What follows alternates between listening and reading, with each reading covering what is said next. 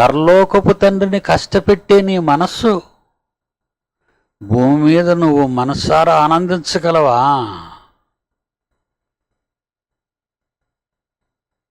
ఆకాశ మహాకాశాల ఆసీనుడైన సర్వసృష్టికర్త అయిన దేవుడు నీ ఒక్కడి గురించి ఆలోచించి, నీ ఒక్కతి గురించి ఆలోచించి, నీలో ఉన్న తన ఆత్మకు సంతోషం లేకుండా పరితాపం చెందుతుంటే ఆయన ఉసురు నీకు తగిలితే నువ్వు సక్సెస్ కాగలవా? అందరికీ చెప్తున్నానండి,